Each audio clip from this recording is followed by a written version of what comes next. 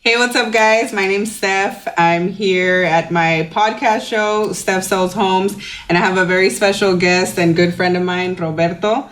And the title of today's podcast is 24-year-old turning his business into $1 million business.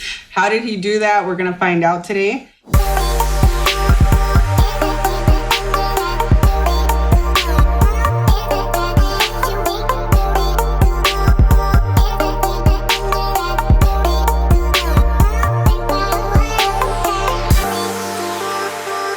Thank you, Roberto. Thanks for having me. For coming by.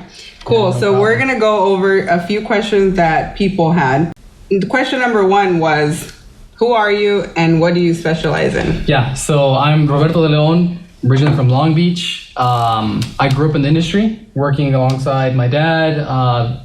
Pretty much all my family are contractors, some kind of contractor, landscaping, or you name it. So I grew up watching a lot of entrepreneurs. Self-made entrepreneurs just doing their own thing. And so I always really had like a spirit for it. I kind of knew I was going to go in that direction. So yeah, pretty much. So you started off landscaping with your parents. I know his brother personally too. I helped him buy a house. And in working with them, at what point did you say, you know what? I need to take this to the next level. Because I know he took it to the next level and that's why he's here. So. Yeah, so it started off with, I worked with my dad for maybe about 2 years running his business. I started getting projects with him. We would do them together, but I wanted to grow it.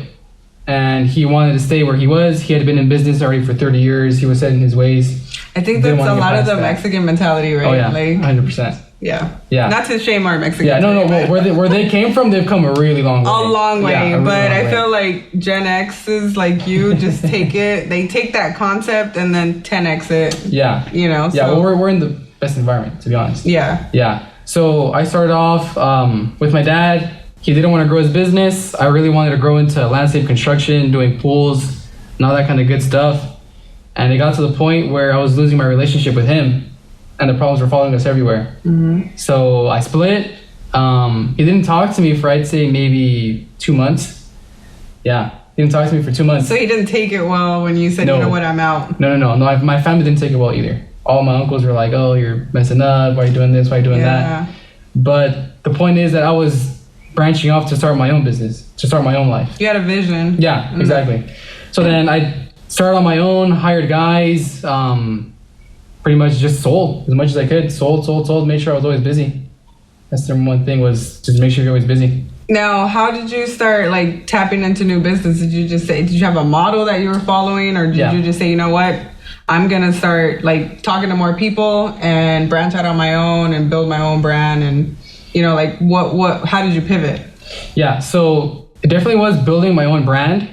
I knew what I wanted to go after was landscape construction, doing pools and all that stuff. Mm-hmm. So I sought out people that were already in the industry, that had years in the industry. They knew what they were talking about and they were willing to coach.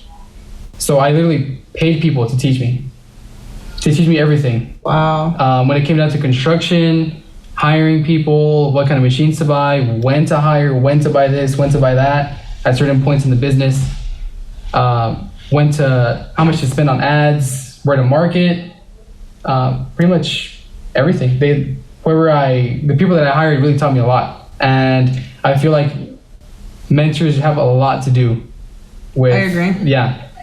For your first mentors are your parents, but you can only get so much from your parents. So you got to go in and look for people where you want to become. You see someone you want to be, and you just model them. That's it right there. That's all it is. That's it right there. Like, so we tell so many people, just, you know, especially as a realtor, like if you want to become a new realtor, one thing I tell new realtors is, you know, there's so many avenues to take in real estate. It's like, follow one, right? Yeah. So if you want to be like that Grant Cardone, or if you want to be like, you know, an investor, or if you want to be a first-time homebuyer specialist, or if you want to be a listing agent only, or you want to be a team leader, there's so many different avenues, but follow somebody who's already proven that model and has done it, and just simply copy and paste. Yeah, pretty much. Yeah, that's what you want to do. Just copy and paste. Someone that has a model that's proven to work, just copy and paste it down to the T. Yeah, don't try to reinvent the wheel. I feel like a lot of times as you're scaling, you think, oh, maybe if I tweak this, it might be better, right? But do not try to tweak things. Just follow what someone else has already done. Learn from others' mistakes. Exactly. And I'm sure you paid to gain that knowledge of expertise, and then also avoiding some of those mistakes, right? Because that's something that it might have cost you more money than that mentorship, right? Yeah. Like you pay, let's say $100 for a mentorship, but that would have saved you hundreds and thousands of dollars from the landscape business, right? And avoiding any mistakes in that sense. So a big thing for me too was I knew where I wanted to go, but I wanted to cut time out of the equation. Which goes into my next question, which is, what has helped you scale your business? So aside from cutting time, right? At one point, did you start following some sort of model to scale your business after reaching out and getting mentorship? Yeah, so a big one of my my main mentor is Grant Cardone. I go to a lot of his events in Miami, do all that cool stuff, sales, training, everything. He's literally told me a lot about sales. And I remember, like, Robert, honestly, when you went to the first event, right? And that's why I was just like, you know what? We grew up in the same neighborhood. I want to highlight somebody who I know that has done a proven model. And I saw Roberto was doing it. And I was just like, you know what? Let me have Robert share more about the 10X movement. Because I saw when you attended, what was it, like 3 years ago? Yeah, about almost 2 years. Roughly? Yeah. And then you came back. And then I just remember, like, we'll go into it right now, TikTok and all that stuff. But tell me more about, like, the model, right? Like, you went to his event. How did that change your life? The event completely changed my life. I literally spent every dime I had on that ticket, sat front row with him, So the little money you had left, you know, from leaving your dad's business, telling them, them being mad at you and all that, you took the rest that you had, and then you... As soon as I came back, I sold all I had. Okay. I had a truck, I had a bunch of things I had, and I sold it and started my company. Grant really helped me a lot with sales, and just the business model is kind of just whatever you're doing, just multiply it by 10. Just grow as big as you can. Not in an unsafe way or not thought out way, because if you have problems in your business and you try to grow it, you're going to grow your problems. So you really want to get, I want to say, like, settled in and like dialed everything in, and then that's when you start to grow. Setting that foundation, right? That's going to help you, and then 10X it. So what were some of the things that, let's say after the event when you came back, that you started implementing right away? Sales, 100%. So did you hire like other people? I mean, there's only one of you. So how did you start? Yeah, so what I started doing was I was still a big piece of the company, moving around equipment, buying materials. I pretty much detached myself. I hired somebody to replace me, and I just took on sales and marketing, which right now at this point I do need a lot of help with, which is going to be my next moves, is hiring salesmen, more project managers, and, well, I already hired a marketing company. Oh, wow. Yeah, so the number one thing to grow your company is the top line, sales.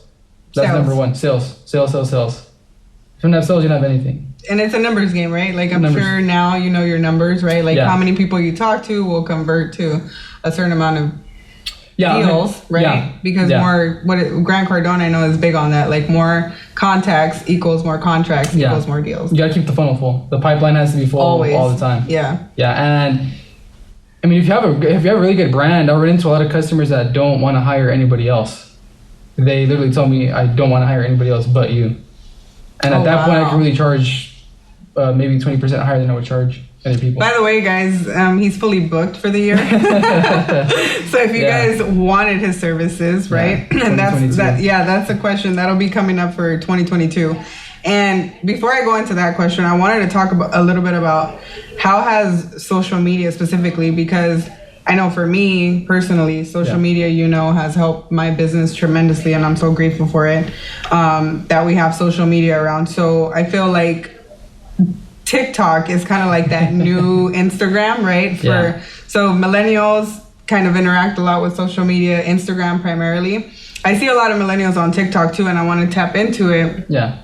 But Gen X, or what is it, Gen Zs, take it to the whole other level. Yeah. Whatever you are, whatever that year is. So I know that one of his TikTok videos went viral, and that was a pretty dope project. Yeah. Tell us a little bit more about that, and did that generate any business for you or any great connections, right? Like what did that do for you? So a funny story about that project, the actual project that I filmed. Yeah. When COVID first started, I lost all of my jobs that were on schedule. No way. I had like 3 months out, jobs on contract. Okay. I kept the deposits for all the jobs, but I had no work. It literally came to a Friday, And for Monday, I had no work. And I told my guys, hey, come Monday, I have no work. But I have about 5 jobs I'm going to look at tomorrow. So I will call you guys Sunday if I close any of them. That's crazy though. Hold on. Like, how did you even process that just logically, right? Like mentally, to have that mindset of, oh my God, I'm going to get through this. Like Friday to Monday, jobs are canceled. Yeah. Shit, what am I going to do? Like, what the hell does the next 30, 40 days look like? Like, I know we all went through our moments, but how did you overcome that, right? Yeah. I mean, it just came down to survival. I have bills to pay. I have equipment I have to pay for. It just came down to survival. Yeah. So you just blocked out all the noise, kept 100%. going. A big thing with a group of friends that I have is if you're running out of work or if you can't find a solution to a problem, is don't eat until you solve that problem. Wow. That'll make it number 1 for you. Instead of lying to yourself. Yes, I agree. Yeah. So that weekend, I looked at those jobs. I closed a deal on that job that weekend. And which is another thing too, is right now it's all about speed with sales. Anything, it's all about speed. The fastest, if you can fastest response, right? Yeah, fastest it's all about speed. Fastest everything. Yeah, right. That's all what it's about right now. So I looked at that job. I went home that same day, typed it up, sent it to them, closed it next day. Yeah, it was a really good job too. And the good thing is that they were open to a lot of my ideas. Okay. So the pavers I designed, they had a general idea of the layout. They gave me a drawing of the layout. So I pretty much pinpointed what materials would look good, what trees would look good, and everything like that. What grass would look really good that would hold up against dogs and everything. And it was a pretty decent project. We got it done pretty quick. And it was really nice. From the beginning. I saw it from the video. I mean, I think the video got a lot of views because it deserved it. Like, it was a pretty dope project. So yeah, it got a lot of attention on Instagram alone. So then I was kind of iffy about TikTok. I never really got on it. I was just too busy. I never really paid attention to any trends or apps that were, new. Right. Until one of my friends told me that TikTok was really good. He posted a few videos of some stuff and it went really viral. So then I just made I think it was like a 5-second video on the project. Yeah. And it got like almost 400,000 views within about a week. That was insane. I remember that. Yeah, and actually one of the jobs I have scheduled for later this year, a pour model, I got from that TikTok. She saw the TikTok. I had my Instagram linked to the TikTok. She went to my Instagram, hit me up, got my phone number, called me, everything. Yeah. And that was going to be my next follow-up question. Like, okay, I've always been curious to know because I had maybe one video, I think I told you, went like 32,000 views, but I didn't get shit from it. I was like, okay. But I also didn't do a good job of following up with those people because I was new to TikTok. I'm like, oh, snap. Like, my life changed from one day to the next and I had so many notifications. I didn't follow these people back. But at 400,000 views, I mean, you got a few deals, I'm sure, right, from it. Yeah, I got a lot of attention from it. I got some jobs that I did give prices for, but from that one TikTok, that job I'm starting at the end of this year, it's for 150 grand. That's amazing. Pour model, pretty much everything. Everything around the pool, a barbecue, outdoor structure, a fire pit, front yard, driveway. Wow. From one TikTok, a 5-second TikTok. That took me maybe 5 minutes to make. Now, do you think, I mean, after meeting her, I'm sure she vetted you through other sites, right? In other ways. Yeah. So what would be like those top 3 things that you would look for, right? When anybody is vetting somebody that they're going to work with? Yeah. So right off the bat, if I show up and they say that they saw me on all my platforms, I already know it's really easy close. Okay. I've gone to projects where they tell me, I saw you on Instagram, I saw your YouTube, I saw your Facebook, I saw everything. Mm-hmm. That gives me that they're doing their research on whoever it is that they're looking to hire. So I'm already coming in top because I have really good content on all of my platforms.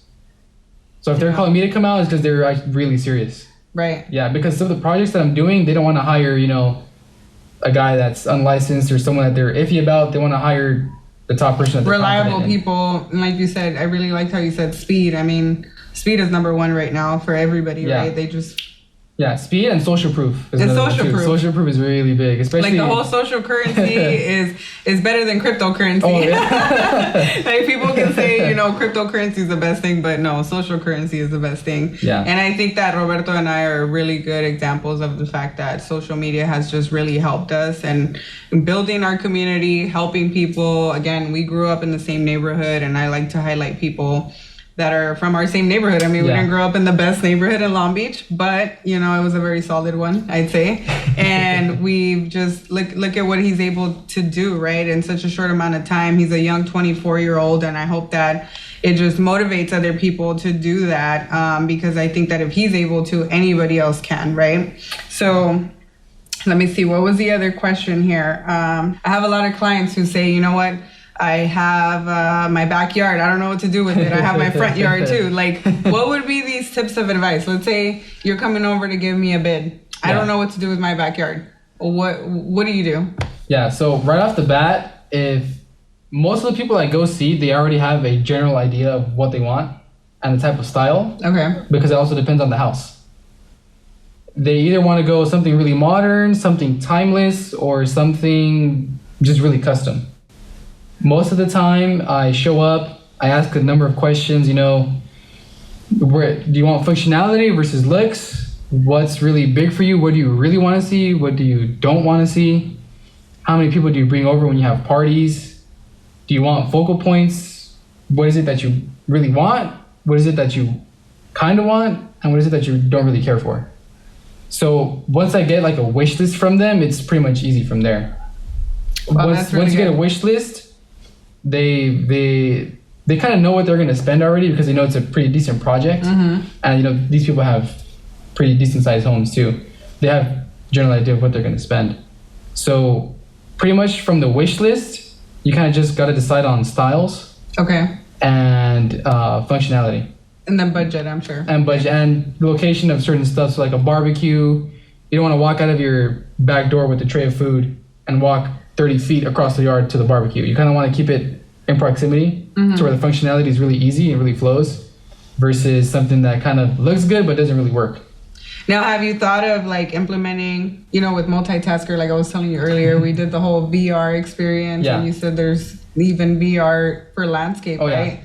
Have you thought about implementing some of these strategies into your business? Yeah, definitely. So I do 3D renderings, I do any kind of designing, but the only problem is that I'm at the point where I don't have enough work for designing only to hire a person only for designs. Okay. Which I know is my fault. It's my responsibility to grow that part of the business. Which you'll get there. Yeah, I think you've done a lot so far, like year to date, you know, 3 years later, you've done a lot.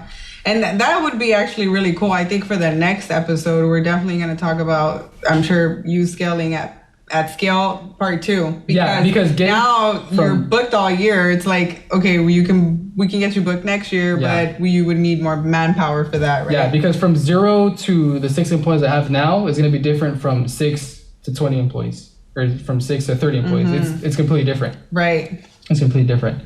I think it's amazing everything you're doing. So yeah, but definitely the VR is something we do want to implicate, because it's a really big selling point. I think it's a big thing. I mean, it's a big selling point. It's a huge selling point when you can help clients visualize what their backyard would look like.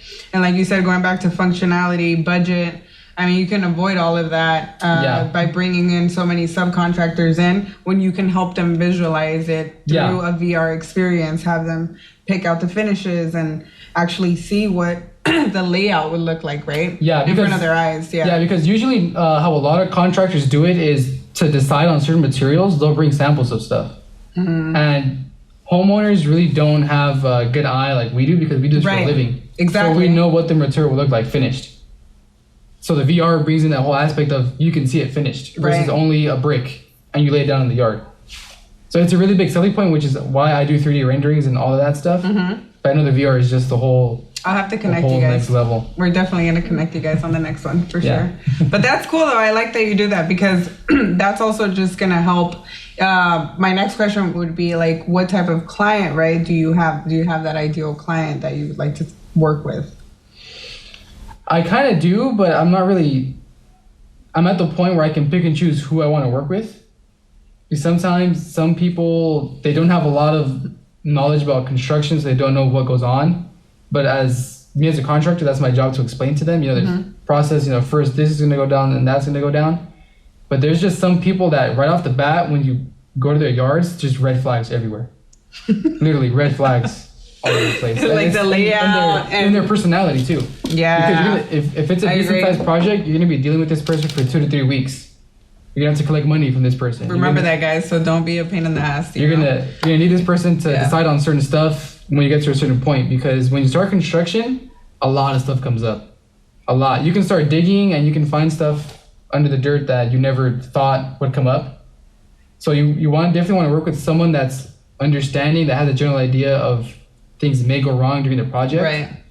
So you kind of want to get to a point in your company, in your brand, where you want to be kind of picky with who you work with. I agree. Yeah. I think so, and I think that the beauty to it is that we're in a social media era where you can target the people that you want to work with, right? And like-minded individuals. Like with social media, going back to it, I just love it so much because I'm able to target people that I would choose to work with. Yeah. So then it doesn't feel like work anymore. Exactly. Like even this right here doesn't even feel like work because we legit, like, we're cool. We have a lot of things in common and we share a lot of similarities, and hustle is one of them. Entrepreneurship, wanting to scale businesses, delegate to elevate. Yeah. You know, that's another thing too. Like, how do you, at such a young age, so many of us we have this fear of wanting to delegate. We think that we have to be everywhere at every single time. So like, how do you delegate to elevate? How do you get rid of that fear, right? That you're able to do everything better than everyone. Like at what point do you drop that guard? Yeah, you have to realize that you don't want to become the best cameraman. If you own a business, you don't want to become the best salesman when you can hire the best salesman. Yes. So when you go to a hospital, you don't buy the hospital. You rent the room. When you buy a car, you don't build a car. You buy a car that's already made.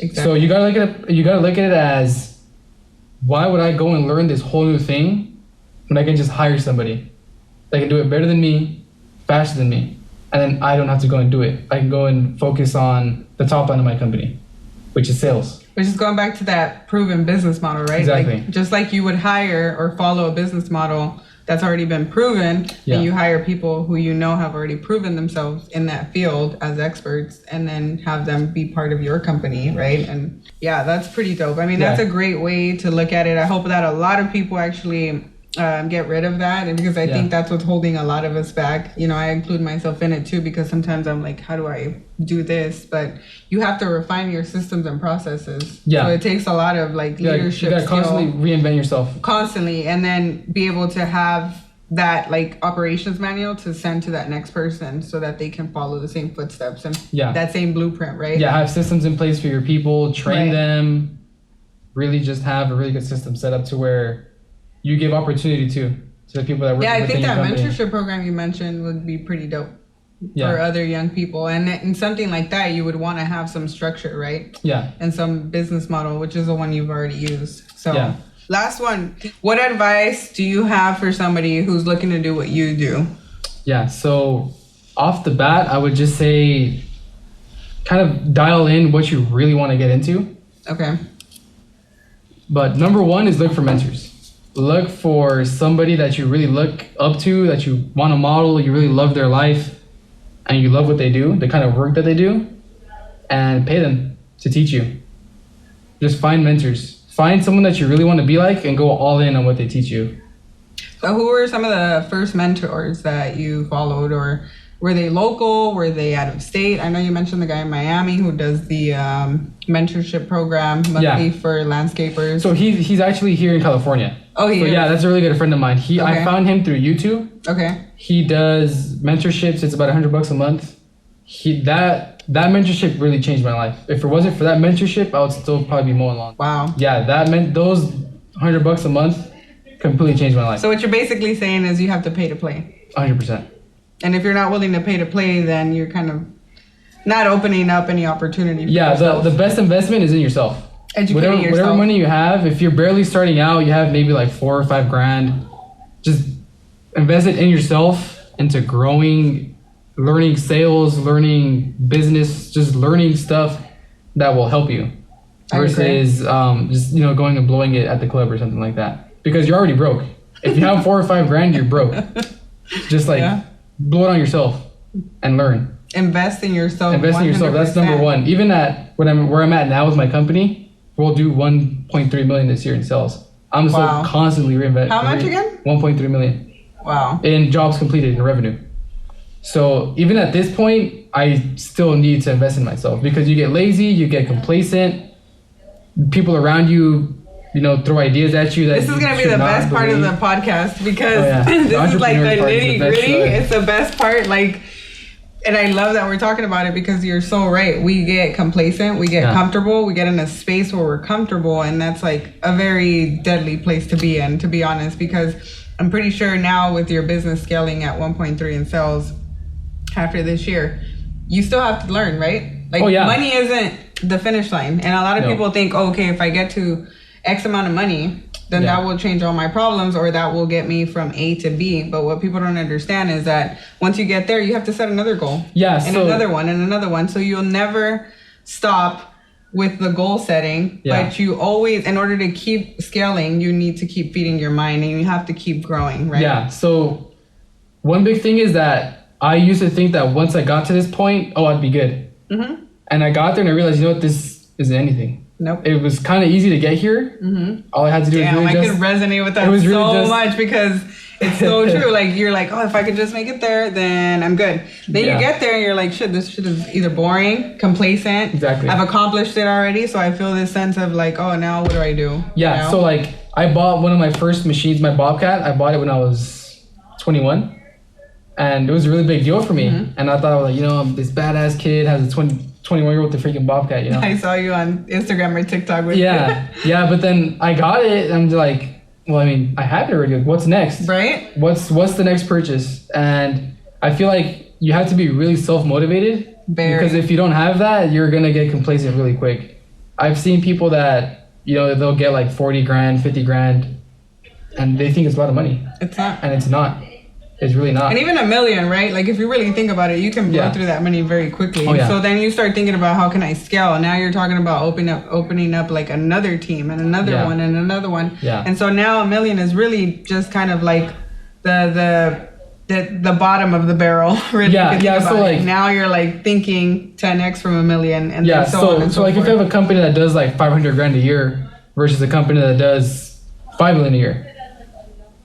That 5 million a year company still has problems. No matter what. You're always going to have problems. You're never going to get to a point where you don't have problems. No. Never. So do you want to have $500,000 problems or you want to have $5 million problems? So it's, you gotta look at the bigger picture because if you stay small, it's not going to work out. Never. I've seen it by example from other family members that are in the business. Now, aside from investing in money, would you say that investing time in 2 people is also very valuable, right? The right amount of people, the people you've hired, I'm sure you value them as family, as you created a culture to where they enjoy going to work. Number one, they enjoy just having that safety net, where they can come to you if they have any issues or having that sense of security. It's a lot of pressure too. Employing people, right? Yeah. The number one incentive is money. You want to make sure your people are taken care of. 100%. Yeah. I know other companies that aren't run as well, that aren't really, they do projects the size of mine, but they just have really bad practice with their employees.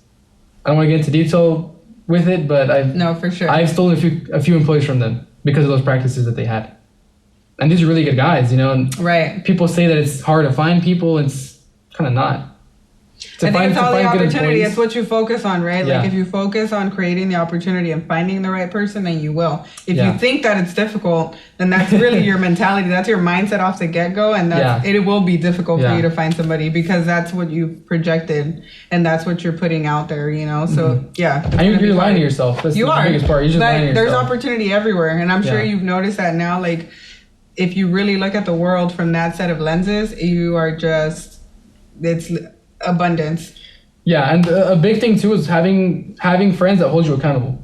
So if you're hanging out with a bunch of people that drink on the weekend, that drink Thursday, Friday, Saturday, you're gonna become them. Yes. You're gonna become that. And I see you go out and stuff, but you obviously manage your time and but also, and how much. But also, people I go out with are also other business owners. I make anything I buy is a write-off. I don't buy something if it's not a write-off. Yeah. But I hear you on that because me as a realtor, I don't hang out with anybody who's outside of real estate. Exactly. And it's not that I don't want to. It's just that I'm on a mission to better myself and grow as a person. And I need to keep myself and my energy, protected. And by doing that, I need to surround myself with people that will push me to that next level, that will hold me accountable. and you just can't do that, with the same people that you're going out with. And I know. There's because no way. they have different goals. Yeah. So that's been the big thing for me too, is that just hanging around that kind of people, it pushes you. Because you see people younger than you doing a lot better. A lot better, like those 17-year-old guys. We'll have to talk about them in the next episode, but let's say, what would be the top 3 things to vet a contractor? You're a contractor yourself, right? Yeah. So what would be 3 things that you would recommend for any homeowner when vetting a contractor? Like I tell my clients, make sure you get 3 quotes. Yeah. Just to get 3 different quotes from 3 different people. Yeah. It doesn't hurt, and vet them all. Social status. I think social status is a big one. Like I'm huge on Yelp reviews, Google reviews. That's all cool. Yeah. But there's nothing like this, right? No. And you saying you worked with me and vice versa. Yeah. And sharing it on social media, like there's just nothing more valuable than that to validate who it is that I'm going to be working with. Yeah. Social proof is really big, especially if you have a lot of stuff on Instagram and people are commenting on it. Right. For example, I did this project here in Long Beach where the guy literally looked at all my social media. All of it. He looked at the comments. He said, I really hired you because you have a really high, people talk really good about you in the area. And the funny thing is, he wanted to do these gates, which is something I don't do. I don't do welding. Okay. So I have a buddy that I work with. And that does welding. He does welding. Okay. And I sent him over to this job, but he's not good on sales. He's not good. He kind of stumbles, not really confident in himself. A big thing with people is they're looking to hire you to lead them in the direction that they should go. So if you don't have that general sense of sales of where people are really just looking for you to help them and you don't really know, it's a really awkward conversation. I agree. Because the homeowner knows that they want to be directed. They know they need someone to direct them in whichever way they need to go versus looks, functionality, and everything. And price. Exactly. Like you said, if I don't know what to do with my backyard, sometimes, you come in with a vision, but you need help expanding that vision. And you coming up with like, okay, the whole barbecue pit, I wouldn't think about something like that. I just know I want a decked out, dope ass backyard. Yeah, exactly. But I don't know that I want to look into all these functionality types of things, right? And those things come into play when I'm working with somebody like you who's actually going to help me think outside the box. Yeah. It's like when somebody comes up to me and says, I want to buy or sell. Then there, what is the motivation behind it? What does your time frame look like? Yeah. Why are you looking to buy or sell?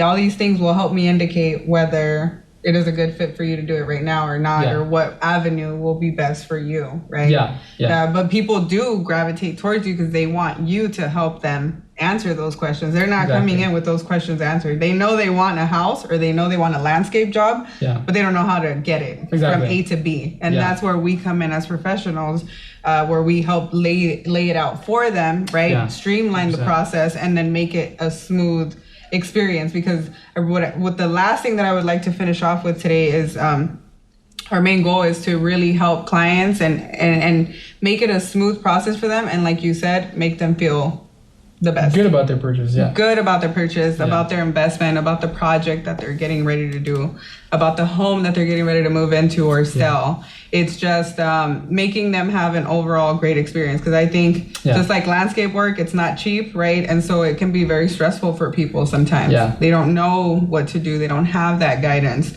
And so that's what we are here for. And we want to make sure that if anybody has any questions, and if you guys really enjoyed the podcast, we can reach out to Robert or Roberto. What do you go by? Roberto. Whichever one's easier for people. Okay. Robert, Roberto, people call me Beto. The cool thing is he's Spanglish and habla español también. Así es que para los que hablan español, de todo. Y es de rancho también. Find me on... botas los dos. You can find me on Instagram under Roberto_de Leon. On Yelp. TikTok, Roberto de Leon. Okay. And then for my company, it's just Pinewood Landscape or Pinewood Design and Build. Awesome. Any questions for me? No, not that I can think of. Cool. I really want to thank you for coming today. I really appreciate it. I hope that all of you guys got a lot of value because I appreciate him even coming today. And, I know he's booked for the rest of the year. So him coming out here means a lot to me, and we're just here to help you guys. So any renovation questions or landscape questions, feel free to reach out to Roberto. Any home buying questions, I'm here to help. And any real estate related questions. Thank you guys so much.